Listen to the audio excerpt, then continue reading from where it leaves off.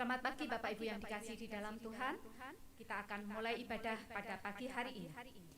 Sebab seorang anak telah lahir untuk kita, seorang putra telah diberikan untuk kita. Lambang pemerintahan ada di atas bahunya, dan namanya disebutkan orang, penasehat ajaib, Allah yang perkasa, Bapa yang kekal, Raja damai.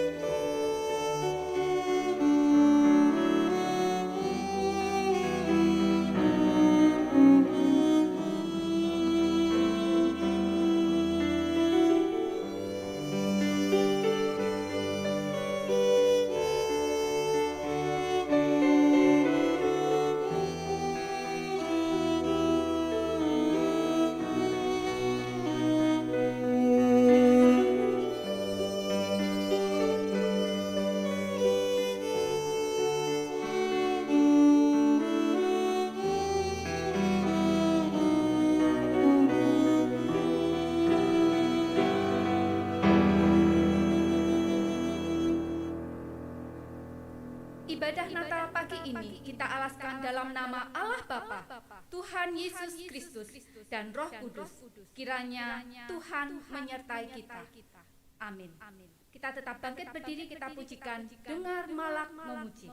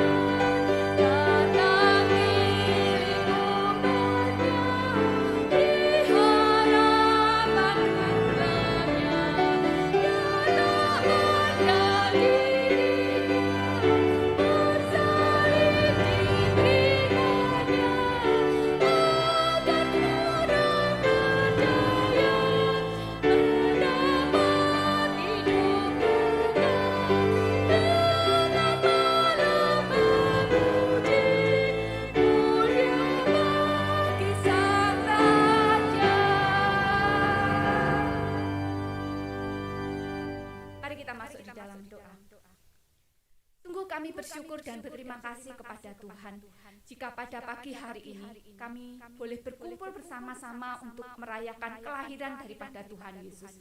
Biarlah ibadah dari pagi sampai selesai nanti Tuhan boleh menyertai, Tuhan boleh memimpin, dan biarlah hati kami juga sungguh-sungguh beribadah kepada Tuhan. Terima kasih, hanya di dalam nama Yesus Kristus kami sudah berdoa. Amin. Jemaat dipersilakan duduk kembali. Saya akan membacakan berita anugerah diambil dari Yohanes 3 ayat 16. Karena begitu besar kasih Allah akan dunia ini, sehingga Ia telah mengaruniakan anaknya yang tunggal, supaya setiap orang yang percaya kepadanya tidak binasa, melainkan beroleh hidup yang kekal. Betapa luar biasanya Tuhan itu. Tuhan mau hadir untuk kita. Tuhan mau supaya kita percaya kepadanya, supaya kita tidak binasa. Kita pujikan pujian kembali dengan pujian, betapa besar kasih-Mu.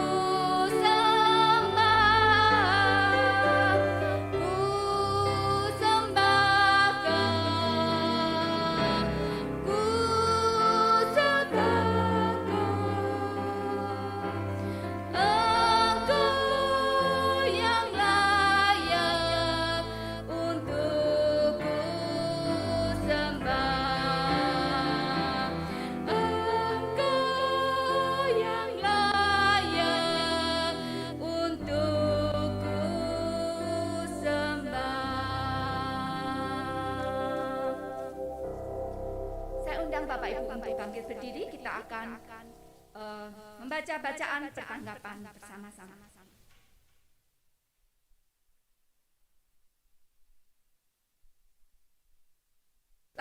malaikat itu kepada mereka, "Jangan takut, sebab sesungguhnya aku memberitakan kepadamu kesukaan besar untuk seluruh bangsa." Silakan jemaat.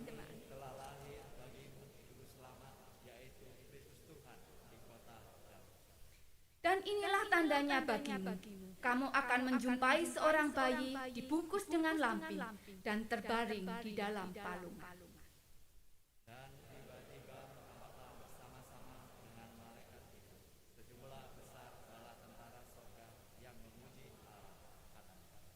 Kemuliaan bagi Allah di tempat yang maha tinggi, dan damai sejahtera di bumi di antara manusia yang berkenan kepadanya. Mulutku mengucapkan puji-pujian kepada Tuhan, dan biarlah segala makhluk memuji namanya yang kudus, terus-terusnya dan selama-lamanya. Amin. Jemaat dipersilahkan duduk kembali. Sebelum kita mendengarkan firman Tuhan, kita akan kembali memuji Tuhan dengan pujian "Dunia Gemar dan Soraklah".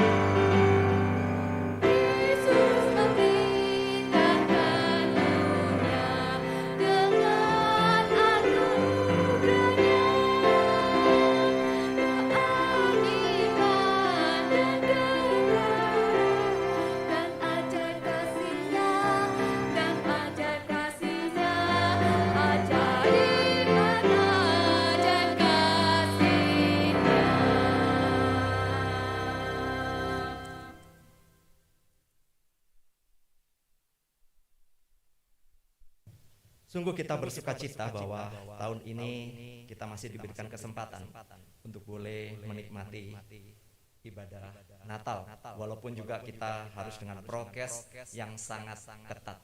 Biarlah nyanyian syukur kita benar-benar keluar dari lubuk hati kita, bahwa setiap kesempatan itu sangat berharga. Mari saudara-saudaraku, kita mempersiapkan hati kita. Saya akan berdoa bagi kita sekalian. Bapa di surga, biarlah Roh Kudus-Mu menaungi kami di saat kami boleh ibadah Natal. Kami boleh memperingati kembali, mengenang kembali peristiwa kelahiran-Mu.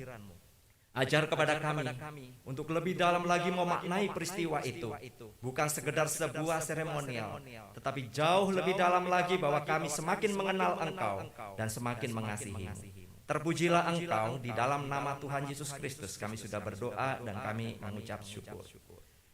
Amin. Firman Tuhan hari ini kita ambil dari Yohanes 3 ayat yang ke-16 yang tadi juga sudah dibacakan. Namun saudara-saudara, saya ingin membacakan yaitu dari terjemahan bahasa Indonesia sehari-hari. Demikian firman Tuhan. Karena Allah begitu besar mengasihi manusia di dunia ini, sehingga Ia memberikan anaknya yang tunggal, supaya setiap orang yang percaya kepadanya tidak binasa, melainkan mendapat hidup sejati dan kekal. Sekali lagi, Karena Allah begitu mengasihi manusia di dunia ini, sehingga ia memberikan anaknya yang tunggal, supaya setiap orang yang percaya kepadanya tidak binasa, melainkan mendapat hidup sejati dan kekal. Itu terjemahan yang saya baca adalah dari bahasa Indonesia sehari-hari. Sementara yang di layar adalah terjemahan kitab kita. Saudara, mari kita perhatikan beberapa peristiwa. Kalau saudara boleh mengingat kembali selama 2 tahun ini, selama 2 tahun ini, apa yang terjadi dengan dunia kita, dengan sekitar kita. Tentu saja saudara akan menjawab yang pertama adalah masalah pandemi COVID-19. Masalah COVID, saudara-saudara, sudah hampir kita 2 tahun menghadapi satu persoalan yang sangat besar di muka bumi ini. Bukan terjadi di Indonesia, tetapi terjadi di seluruh dunia. Bagaimana COVID ini sudah cukup mampu untuk memporak-porandakan seluruh sistem apapun yang ada di dunia. Saya mengatakan menghancurkan, memporak-porandakan seluruh sistem apapun yang ada di dunia. Mau negara maju sekalipun, saudara, tidak akan pernah sanggup untuk menghadapi ledakan virus COVID-19. Dan sampai saat ini pun, saudara-saudara, dunia juga masih mewaspadai dengan varian-varian baru yang terus, saudara, berkembang di beberapa tempat. Dan disinilah kenapa kita harus menerapkan protokol kesehatan. Persoalan global, saudara, bukan hanya masalah COVID-19. Sekali lagi, persoalan besar bukan saja masalah COVID-19. Namun, saudara, sebuah riset yang dilakukan oleh sekelompok peneliti dari Amerika dan juga Inggris, saudara-saudara, sesuatu yang terjadi itu mengerikan, saudara. Penelitian ini intens dalam beberapa tahun terakhir berkenaan dengan yang namanya perubahan iklim. Ada yang namanya glacier twist. Glacier terbesar di Antartika meleleh dengan cepat dan pecah dalam kurun waktu 5 sampai 10 tahun. Dan bongkahan ini sesungguhnya sudah terjadi. Glacier twist itu sudah mengambang, dan kemudian sampai saat ini saja glacier twist sudah membuang kurang lebih 50 miliar ton es ke laut setiap tahun. 50 miliar ton es ke laut setiap tahunnya. Twist adalah glacier raksasa. Luasnya kira-kira seukuran Inggris atau kemudian sepadan dengan Florida. Jadi bukan sepulau Bali ya. Glacier ini begitu besarnya. Dan kecepatan melelehnya, harus keluarnya itu telah berlipat ganda dalam 30 terakhir. Glacier ini semakin cepat untuk mencairnya. Inilah yang terjadi dengan pemanasan global yang sesungguhnya ini adalah mengancam populasi manusia di muka bumi ini. Saudara bisa search tentang glacier twist, apa yang terjadi. Lalu bagaimana dengan di tanah air kita? Di tanah air kita menghadapi berbagai bencana alam yang berturut-turut, mulai dari banjir bandang yang tiba-tiba datang dengan begitu dahsyatnya, dan orang tidak siap, saudara-saudara, karena begitu mendadaknya. Belum lagi kita menghadapi setiap tahun namanya banjir rob, permukaan air laut naik. Belum lagi persoalan terakhir, kita menghadapi gunung meletus. Berapa kali kita juga menghadapi gempa bumi. Saudara, dengan melihat keadaan sekitar kita, di mana kita tinggal, di mana kita berada, bahwa dunia tempat tinggal kita ini sesungguhnya, saudara, bukanlah sebuah tempat yang permanen. Sekali lagi, tempat tinggal kita di dunia ini bukanlah sebuah tempat yang permanen. Kita tinggal di sebuah dunia, satu ciptaan Tuhan yang sesungguhnya pada akhirnya nanti akan hancur. Saudara, kita melihat bahwa sejak manusia jatuh di dalam dosa, keadaan alam juga ikut semakin rusak. Eksploitasi alam yang berlebihan dan cenderung manusia itu menjadi serakah mengakibatkan kerusakan alam yang luar biasa. Kondisi alam rusak, perubahan iklim atau pemanasan global semakin hari semakin bertambah. Inilah, saudara-saudara, yang terjadi dengan sekitar kita. Apa yang terjadi dengan dunia di mana kita tinggal pada saat ini menunjukkan bahwa sesungguhnya yang kita pijak hari ini adalah fana adanya. Apa yang kita injak pada hari ini sesungguhnya saudara bisa goncang. Alkitab sudah menunjukkan kepada kita bahwa hidup manusia itu hanyalah sementara saja. Alkitab menyatakan bahwa hidup manusia itu hanya seperti bunga rumput. Rumput itu hanya kelihatan sebentar lalu lenyap. Kita juga bisa melihat apa yang dikatakan di dalam perjanjian baru bahwa hidup manusia itu adalah juga seperti uap. Kalau manusia diibaratkan sebagai rumput, rumput itu akan menjadi kering, menjadi layu. Ketika alam menghembuskannya dengan nafasnya, maka dikatakan sesungguhnya bangsa-bangsa yang ada di muka bumi ini juga seperti rumput. Jikalau Allah menghendaki sebuah bangsa untuk kemudian dihempaskan dan dilenyapkan, Allah tidak perlu membutuhkan waktu bertahun-tahun. Hanya sekali saja Allah berkata untuk satu kota, kota itu akan lenyap. Tetapi di dalam bagian firman itu dikatakan, firman Allah itu tetap ada untuk selama-lamanya. Jadi saudara, kita melihat sebuah perbedaan yang sangat menyolok, yang sangat mendasar, bahwa dunia tempat kita berpijak adalah fana, di mana kita sekarang sudah melihat beberapa kejadian-kejadian yang besar yang terjadi di dalam sekitar kita, tetapi kita juga melihat dan memperhatikan ada yang kekal, yaitu Sang Pencipta itu sendiri. Yang kekal itu adalah Allah sendiri yang menjadikan seluruh alam semesta. Jadi ada sebuah perbandingan. Namun saudara-saudara, fokus kita lebih kemana?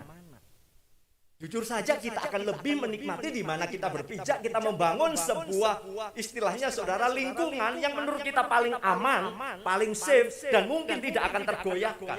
Dan kita akan selalu berpikir bahwa kita akan hidup untuk selama-lamanya. Itu dunia kita. Tapi saudara, ingatlah bahwa dunia ini ciptaan. Kita melupakan kepada keberadaan Sang Pencipta yang menciptakan.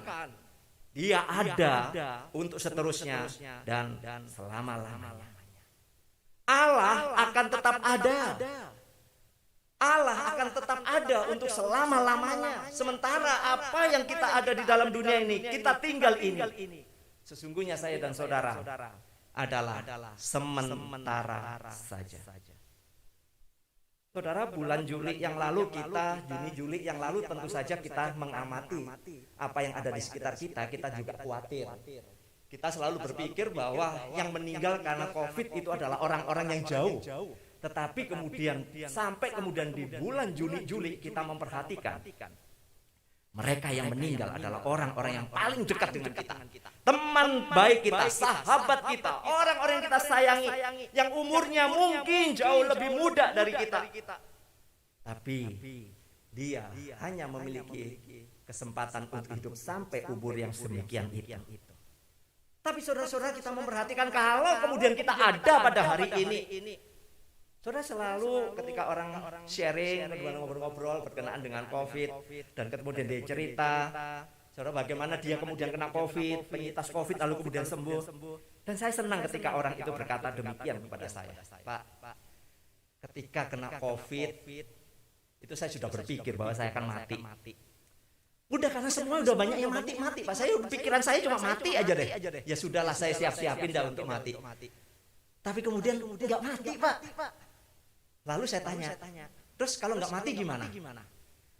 Saya ingin sharing sama Pak Sugianto. Gini, Pak. Ternyata saya baru belajar bahwa ini seperti kesempatan kedua buat saya. Kesempatan kedua buat saya. Kok gitu? Kalau saya mungkin mati karena COVID waktu itu, mungkin saya udah mati.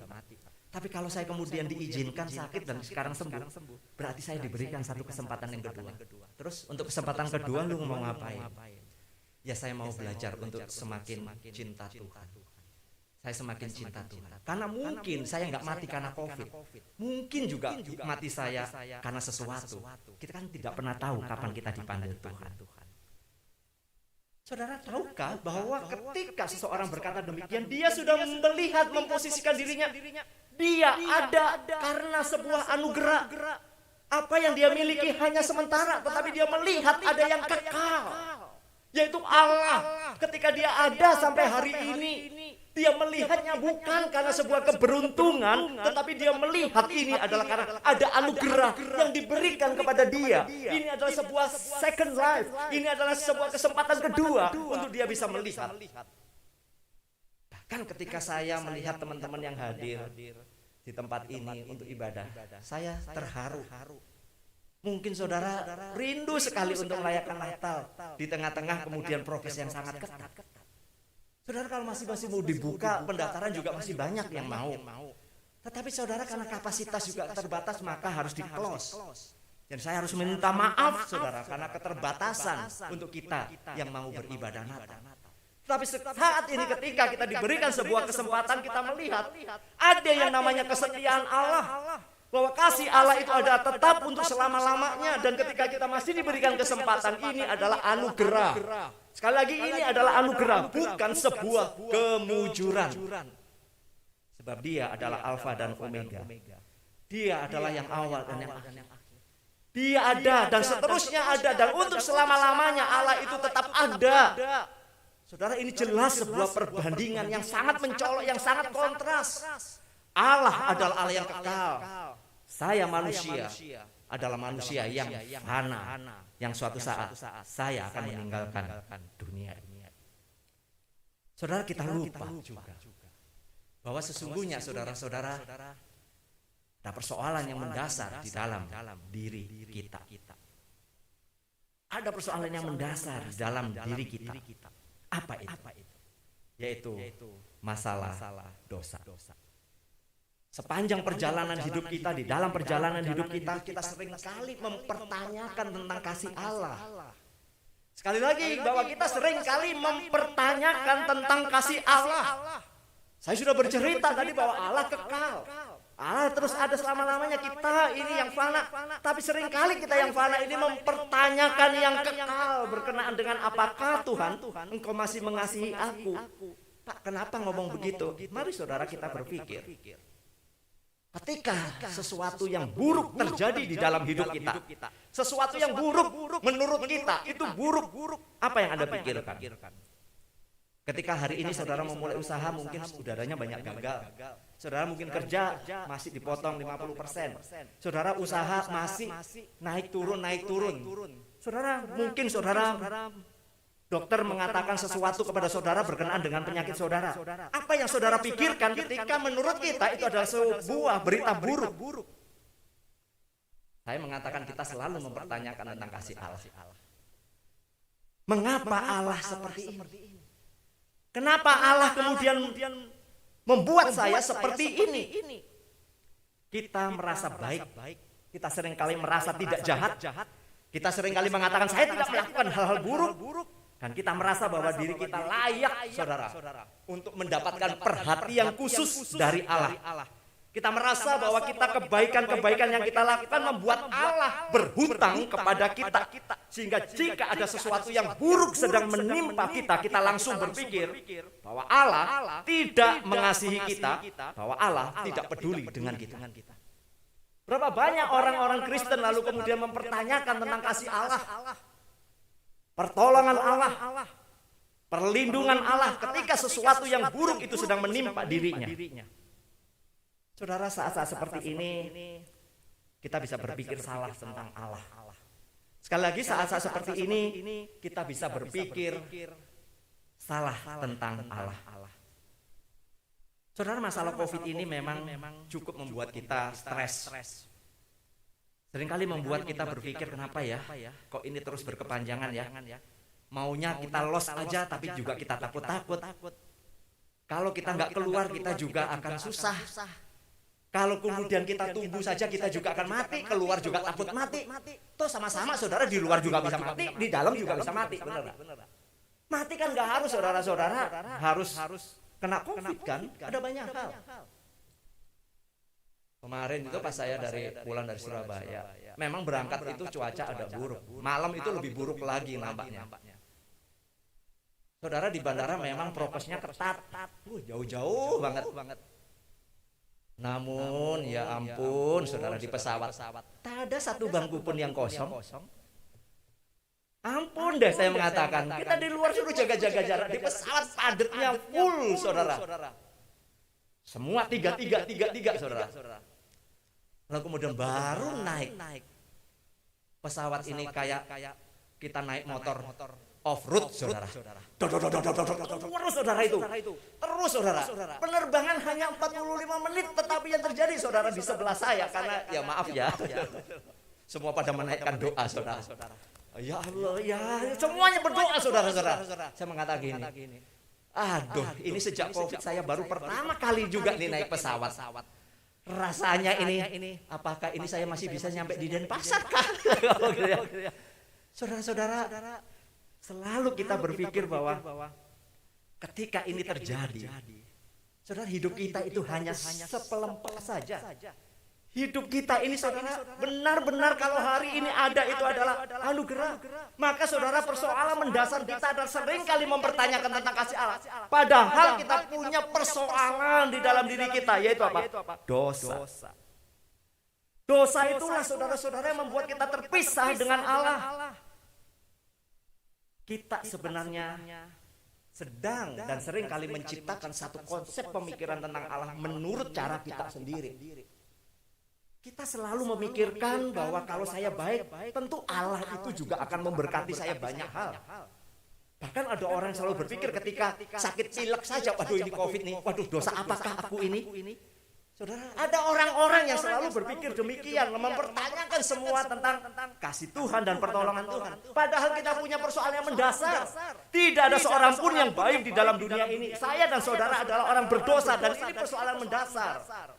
Ini tidak akan pernah bisa diselesaikan dengan cara kita. Untuk itulah saudara-saudara, Alkitab mengatakan bahwa segala kebaikan-kebaikan kita, kesalehan-kesalehan kita menurut ukuran kita, itu tak ubahnya adalah seperti kain kotor adanya. Tidak ada sesuatu di dalam diri kita yang benar-benar membuat Allah menjadi berhutang kepada kita. Semua orang telah berdosa dan telah kehilangan kemuliaan Allah. Kita harus perlu menyadari kondisi ini. Kita membutuhkan yang namanya anugerah. Kita membutuhkan kasih karunia. Untuk itulah Alkitab berkata, karena Allah begitu mengasihi manusia di dunia, menunjukkan sebuah frase yang paling penting di dalam kalimat ini adalah pertolongan itu datang dari Allah dan atas inisiatif Allah. Sekali lagi. Ketika Yohanes 3 ayat 16 kita baca, karena Allah begitu mengasihi manusia di dunia. Lihat, fokus utamanya bukan manusia. Inisiatif pertolongan itu datangnya dari Allah saja. Inisiatif pertolongan itu muncul, datang daripada rencana kekal Allah untuk menyelamatkan manusia sejak manusia jatuh dalam dosa. Bahkan saudara-saudara, Allah melakukan sesuatu yang sangat penting di dalam hidup kita. Bukan saja menyelamatkan kita, namun Allah juga membebaskan kita dari murka-Nya yang kekal. Ia sudah melakukan itu dengan mengutus anaknya. Mengutus anaknya untuk mati. Saudara, kenapa kita selalu mempersoalkan dan melihat bahwa sesuatu yang buruk itu terjadi dalam hidup kita, lalu kemudian kita meragukan tentang kasih Allah? Bukankah kita punya persoalan yang paling mendasar dengan dosa-dosa kita? Saudara-saudaraku, ada banyak hal di dalam kehidupan kita ini yang selalu orientasinya kepada diri kita sendiri. Ada banyak hal di dalam perjalanan hidup kita ini, saudara, yang selalu saudara fokusnya kepada diri kita sendiri. Sementara ketika Allah menunjukkan kasih-Nya kepada kita, orientasinya adalah inisiatif Allah, bukan untuk dirinya, tetapi Allah mau menyelamatkan kita manusia yang berdosa. Kita manusia yang sudah berdosa, yang sudah diselamatkan, seringkali tidak mau berorientasi kepada Allah yang sudah menyelamatkan, tetapi seringkali berorientasi kepada diri kita sendiri. Kita bisa menciptakan Allah menurut gambaran kita sendiri. Ada orang-orang tertentu yang menciptakan Allah adalah Allah sebagai sumber berkatnya saja. Kalau dia bangkrut berarti Allah itu bukan Allah. Ada orang-orang yang menciptakan Allah menurut gambaran dirinya adalah Allah sebagai orang yang melakukan banyak mukjizat dan kesembuhan. Sehingga dia akan melihat bahwa kemudian kalau kita sakit berarti dapat kutukan. Berarti Allah tidak memberkati. Ada orang-orang yang kemudian menggambarkan Allah menurut versinya adalah Allah yang penuh dengan kelimpahan. Tetapi saudara-saudara, ketika dia mungkin dirugikan, dia menjadi marah-marah kepada Allah. Tanpa kita sadari dalam dunia kita, cara berpikir kita sudah menciptakan Allah menurut gambaran kita sendiri. Saudara, tetapi sekali lagi, ketika manusia yang sudah jatuh dalam dosa ini memikirkan tentang Allah dengan caranya sendiri, ada berita sukacitanya bahwa Allah mengasihi manusia. Ini inisiatif Allah. Apa yang Allah lakukan? Jelas. Yesus menjadi manusia. Yesus adalah wujud kasih Allah yang begitu nyata kepada saya dan saudara. Jadi saudara, sesungguhnya ketika ayat ini kemudian dilanjutkan, kasih Allah yang begitu besar adalah sesungguhnya kasih yang ajaib, kasih yang menyelamatkan. Kita hidup ini saudara-saudara sesungguhnya adalah berdasarkan karena anugerah dari Allah. Kita seringkali sulit bukan untuk memahami yang namanya anugerah Allah. Sulit bukan saudara untuk kita berbicara tentang yang namanya pengorbanan Kristus di atas kayu salib. Saya ingin menunjukkan kepada kita semua kasih yang sejati, kasih tanpa pamrih, kasih tanpa syarat. Itulah Yohanes 3 ayat 16. Saya boleh memberikan gambarannya adalah seperti seorang ibu yang mengasuh, merawat, menyusui anak-anaknya. Memang sih, kok ibu aja sih Pak? Bapak juga sayang sama anak, betul. Bapak juga sayang sama anak, saya yakin. Tapi saya mau tanya saudara, bukankah anak-anak kita, ibu-ibu ya? Waktu anak-anak kita masih kecil, hati seorang ibu, hati seorang mama itu jauh saudara-saudara. Jauh lebih memahami tentang kondisi anak-anak. Dan ketika seorang ibu merawat anaknya, dia tidak pernah menulis skets harganya. Hari ini anakku menyusu 12 kali dari ASI. Harganya 1 kali ASI 500 rupiah. Seorang ibu tidak pernah juga popokmu tak cuci harganya sekian. Enggak tahu. Bahkan saya selalu takjub karena gambaran orang tua saya, mama saya. Saya sudah punya istri, saya sudah punya anak.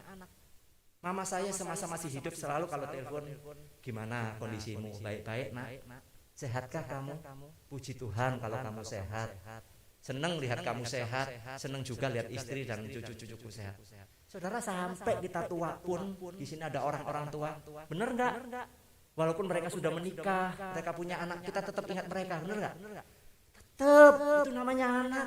Dan dia tidak pernah pamrih untuk menghitung-hitungnya.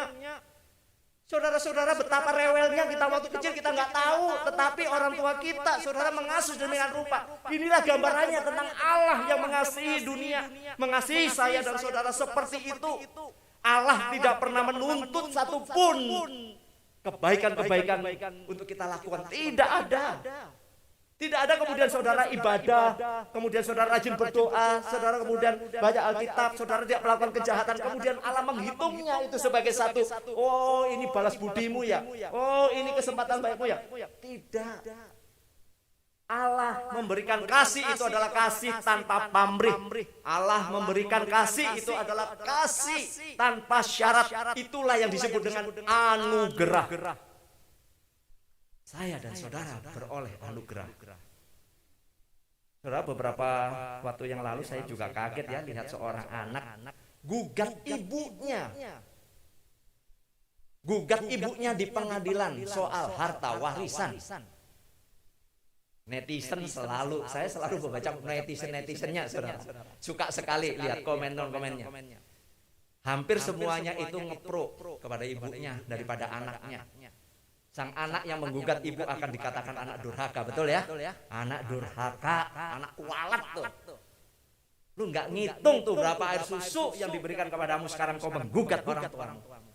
Tapi Allah saudara memberikan kasih tanpa pamrih. Supaya pada saat waktunya nanti, ketika kita akan masuk ke dalam kekekalan, Allah sudah memberikan sebuah jaminan bahwa seluruh dosa-dosa kita sudah dihapuskan. Bahwa hanya oleh darah Kristus Yesus telah kita boleh masuk ke dalam kerajaan-Nya. Dan nantinya kita akan tinggal bersama-sama dengan Dia untuk selama-lamanya di dalam kekekalan. Pertanyaannya kan kita belum ke sana, Pak. Betul. Tapi kita ada di dalam dunia ini. Mari, kepada siapa kita berorientasi di dalam pikiran kita? Apakah kita masih berfokus kepada diri kita sendiri? Bahwa kasih Allah yang sudah diberikan kepada kita itu adalah kasih yang ajaib. Kasih yang menyelamatkan. Saudara, kadang saya selalu merenungkan bagian ini, saya nggak habis pikir. Ketika saya secara pribadi, kadang-kadang itu keki. Namanya juga manusia, saya keki melihat orang-orang Kristen yang mungkin saudara sejak kecil itu Kristen, orang tuanya Kristen. Tapi setelah gede itu loh, ya Kristen tetap, tetapi saudara imannya ya nggak sungguh-sungguh percaya kepada Tuhan Yesus. Saya kekinya saudara.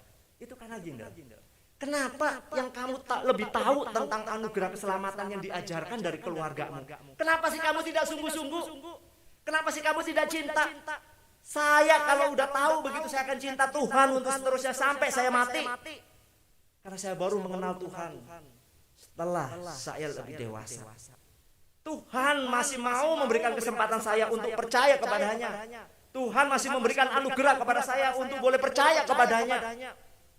Dan saya mengatakan ini adalah kesempatan seumur hidup, dan ini adalah kesempatan yang paling berharga. Saya harus memegangnya sampai akhir hidup saya. Saudara-saudaraku, apa yang bisa kita lakukan? Ketika kita memahami ini, lihat dunia kita dunia yang malang dikatakan. Dunia kita adalah dunia yang akan menuju kehancuran. Tetapi celakanya kita orientasi kepada apa yang akan hancur. Sementara saudara ada yang bernilai kekal. Allah yang ada untuk seterusnya. Allah yang hidup untuk selama-lamanya.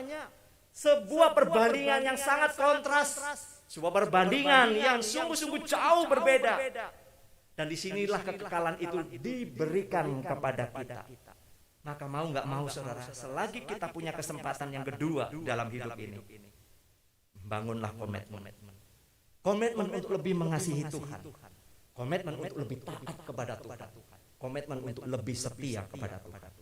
Memang kita sudah menjadi Kristen sekian lama, tetapi saudara saya mau ingatkan, sekian lama menjadi seorang Kristen tidak akan menjamin saudara menjadi seorang Kristen yang bertumbuh.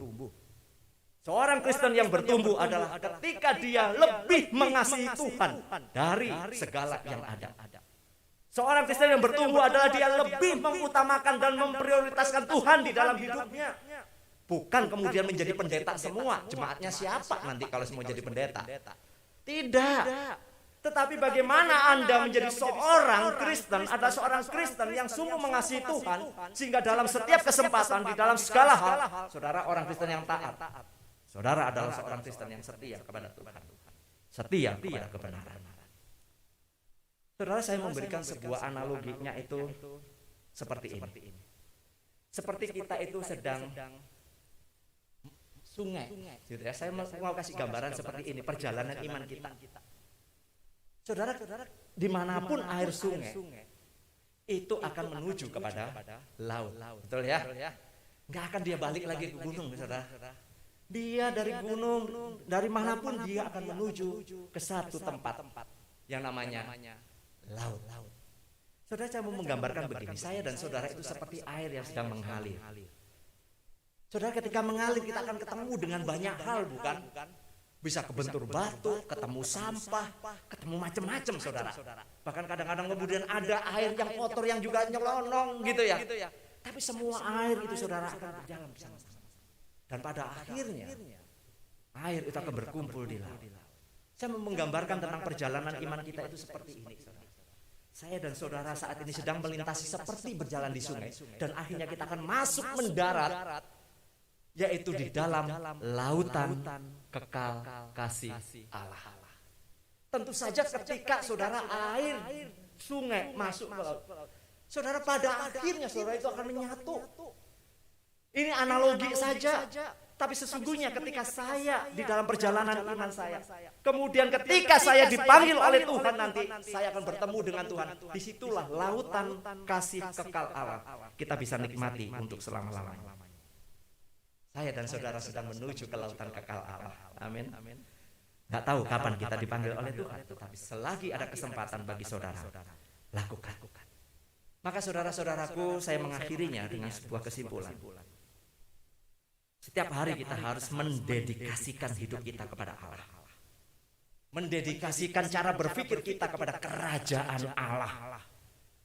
Saudara, mari kita tidak memanjakan diri hanya untuk kepentingan diri, karena pada saat itu saudara, kita akan terlena bahwa apa yang kita bangun akan runtuh, sebab yang kita bangun adalah fana adanya. Tapi ketika kita memfokuskan diri kepada kasih Allah yang benar-benar kasih yang mulia, kasih yang sejati, kasih tanpa pamrih, itulah saudara, kita akan menuju kepada lautan kasih. Percaya kepada Yesus berarti mempercayai Dia. Setiap hari, setiap tarikan nafas kita, untuk kita memiliki relasi kedekatan dengannya, yang menuntun kita kepada iman yang bertumbuh untuk menjadi serupa dengan Kristus. Pagi hari ini saya mengajak saudara untuk boleh mengambil doa teduh di hadapan Tuhan. Komitmen apa yang sebenarnya saudara ingin bangun? Ucapan syukur apa yang ingin saudara katakan? Hal-hal apa yang ingin saudara lakukan? Ambillah waktu teduh di hadapan Tuhan. Sementara saudara akan diiringi dengan satu pujian melalui musik yang akan dimainkan. Biarlah saudara boleh merenungkan bahwa hari ini kita boleh merayakan Natal, ibadah Natal, karena satu hal, ada anugerah Allah. Ambillah waktu teduh, ambillah komitmen, berdoalah secara pribadi, doakan anggota keluarga.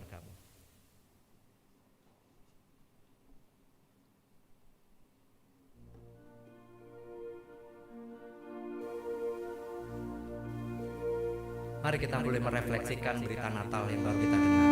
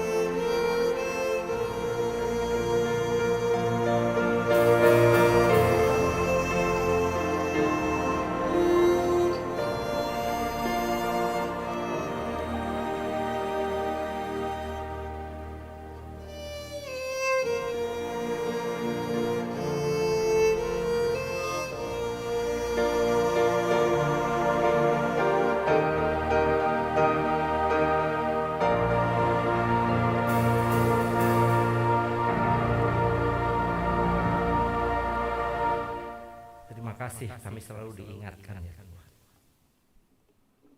Sebuah kesempatan yang kedua untuk kami boleh miliki pada saat hari ini. Kami berada di penghujung tahun ini. Tuhan, ketika badai COVID itu melanda, kami melihat begitu mengerikan. Namun kemudian ketika kami boleh lolos, bukan karena kami sehat, bukan karena banyak vitamin yang kami makan, tetapi ini adalah sebuah anugerah, sebuah kesempatan kedua untuk kami boleh masih bisa menikmati. Tuhan, saat ini juga kami melihat bagaimana bumi kami berpijak mengalami pemanasan global. Ada banyak bencana alam yang terjadi. Hidup kami ini seperti bunga rumput. Hidup kami ini seperti uap ya Tuhan, akan lenyap dalam seketika. Saat hari ini kami boleh bertemu dengan saudara-saudara seiman. Kami mengucapkan syukur ada anugerah yang luar biasa Tuhan boleh berikan. Bukan itu saja, kami diingatkan kembali supaya orientasi hidup kami hanya tertuju kepada-Mu. Orientasi hidup kami adalah untuk memuliakan nama-Mu. Tuhan, setiap keluarga sudah berdoa di hadapan-Mu. Setiap pribadi sudah menaikkan doa kepada-Mu ya Tuhan. Biarlah Engkau juga boleh menolong mereka, memberkati mereka, memimpin mereka. Jadikan keluarga-keluarga ini keluarga-keluarga yang tangguh di dalam iman. Keluarga yang terus memiliki pengharapan di dalam iman, di dalam Yesus Kristus. Satukan keluarga-keluarga ini untuk tetap mereka saling menopang, saling menumbuhkan, saling mengingatkan agar mereka tetap setia kepada firman Tuhan. Sampai akhirnya kami boleh memasuki lautan kekal kemuliaan Tuhan. Hari ini kami rindu ya Tuhan, kami boleh bersama-sama keluarga ibadah tempat ini. Kami sungguh bersuka cita. Ada keluarga-keluarga yang boleh kami bangun untuk belajar terus dan terus mengasihi Engkau ya Tuhan. Dan hari ini kami memohon ya Tuhan, sebentar kami akan meninggalkan tahun ini. Tantangan ke depan tentu saja tidak mudah. Pergumulan-pergumulan mungkin jauh lebih berat lagi. Tetapi kami percaya Engkau adalah gembala kami yang baik. Engkau akan menuntun jalan hidup kami. Meskipun kami harus terseok-seok, tetapi kami percaya ya Tuhan, Engkau tak akan pernah membiarkan kami jatuh sampai tergeletak. Itu iman kami ya Tuhan. Siapkan hati kami untuk boleh menyongsong hari depan, masa depan bersama dengan Tuhan, bukan karena kehebatan kami, tetapi kami melihat ada kuasa Tuhan yang menuntun dan bersama kami. Karena Engkau lahir menjadi Immanuel yang selalu menyertai kami. Kami rindu menaikkan syafaat bagi bangsa dan negara kami pada saat hari ini.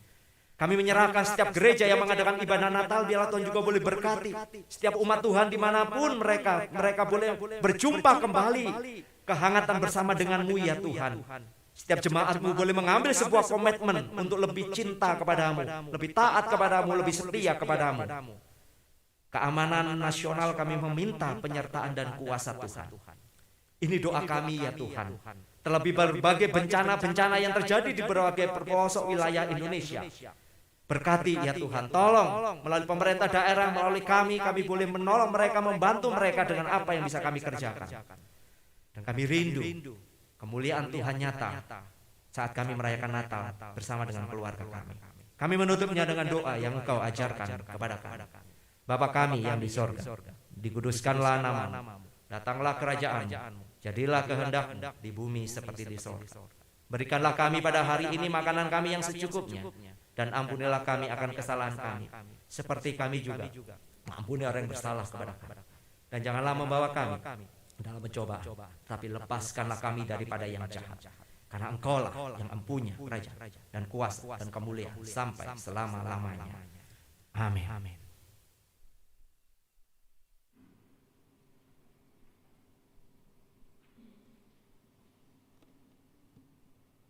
Tiba waktunya kita akan memberikan persembahan.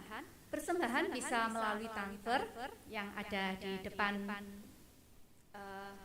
tempat duduk masing-masing, atau bisa melalui amplop seperti ini. Nanti kita masukkan setelah kita keluar selesai ibadah di depan disediakan gitu ya.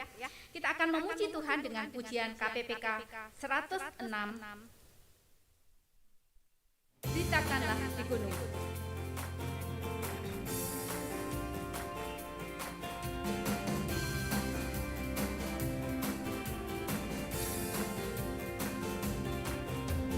Ceritakanlah di gunung, di lembah, di mana-mana. Ceritakanlah di gunung, lalai berembus. Oh gembala ibadah, menjaga dombanya.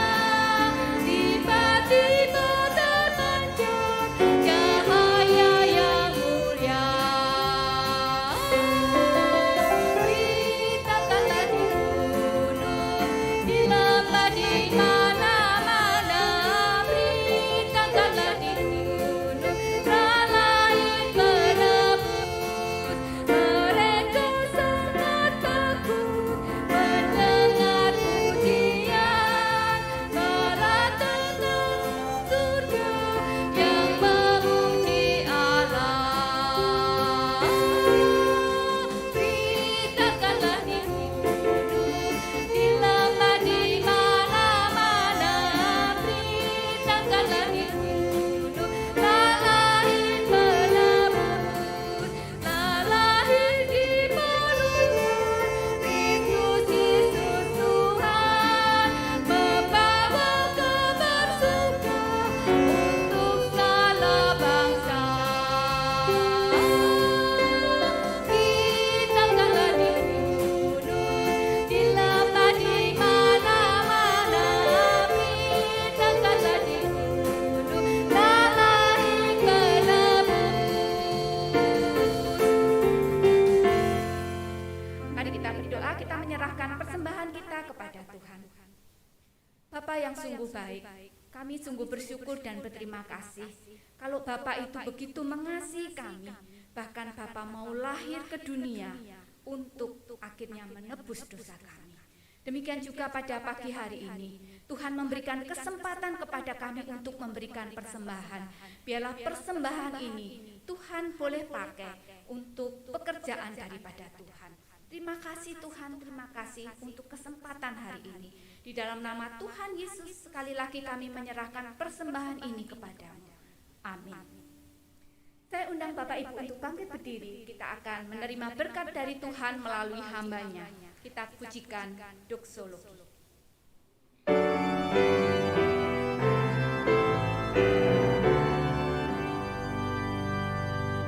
Puji Allah sumber berkat, puji Dia semua ciptaannya,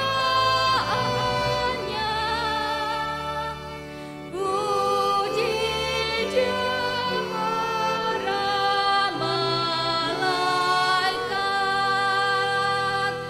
Bapa, Putra, dan Roh Kudus.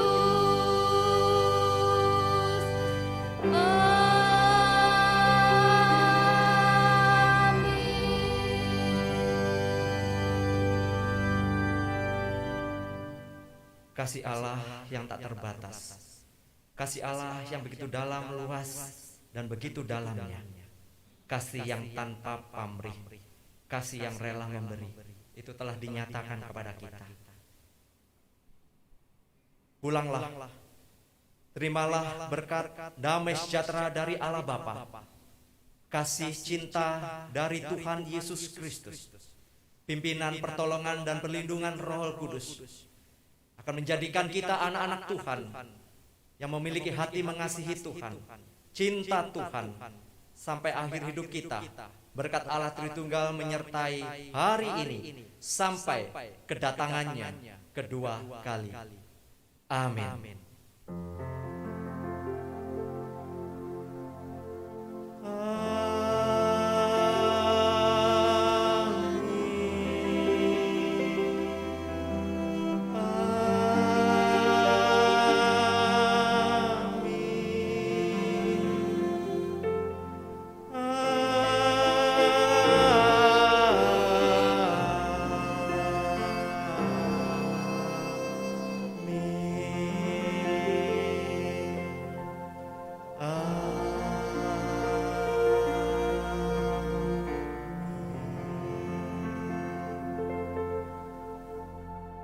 Silakan duduk, ambillah waktu teduh,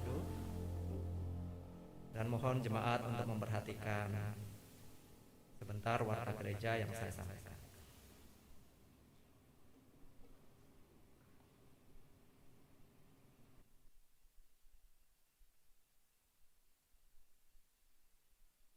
Sekali lagi saya mengucapkan selamat Natal bagi jemaat yang hadir pada saat ini maupun jemaat yang tidak bisa hadir dan mereka masih mengikuti ibadah streaming. Puji Tuhan bahwa ini untuk pertama kalinya kita mengadakan live streaming live di Pos PI Istana Regency, dan berharap semoga ke depan kita memiliki juga hal yang sama. Nah teman-teman, ada beberapa pengumuman yang saya sampaikan. Nanti keluarnya jangan langsung geruduk gitu ya, jadi berurutan supaya tidak terjadi ini. Potongan tiket saudara silakan nanti diberikan untuk saudara mendapatkan konsumsi dan juga souvenir. Souvenir kali ini istimewa. Yang pertama adalah bisa membantu Anda untuk mencegah COVID. Lalu yang kedua adalah yang lebih sehat lagi, yaitu bacaan Alkitab selama 1 tahun. Jadi ada satu buklet kecil, saya memberikan bacaan Alkitab 1 tahun untuk saudara. Kalau memang mau baca 1 tahun untuk session yang keempat, karena gereja kita mengadakan session yang keempat, saudara boleh itu nanti dijentang-jentang dan baca sendiri gitu ya. Yang kedua, untuk ibadah minggu besok, saudara yang mau mendaftar online silahkan, untuk saudara boleh mendaftar atau saudara langsung menghubungi di meja penerima tamu untuk boleh menuliskan nama Anda bahwa besok saudara akan hadir untuk ibadah yang terakhir di tahun ini. Kita tidak mengadakan ibadah tutup tahun, tidak juga mengadakan ibadah awal tahun. Jadi kita besok minggu adalah ibadah yang terakhir di tahun ini, dan kita akan bertemu ibadah tahun depan. Waduh, 1 tahun lagi, tahun 22. Itu yang bisa saya berikan, dan tolong saudara-saudara untuk tetap menjaga prokes karena kita mengikuti dan menaati peraturan pemerintah. Selamat pagi, selamat hari Natal. Tolong tidak berkerumun.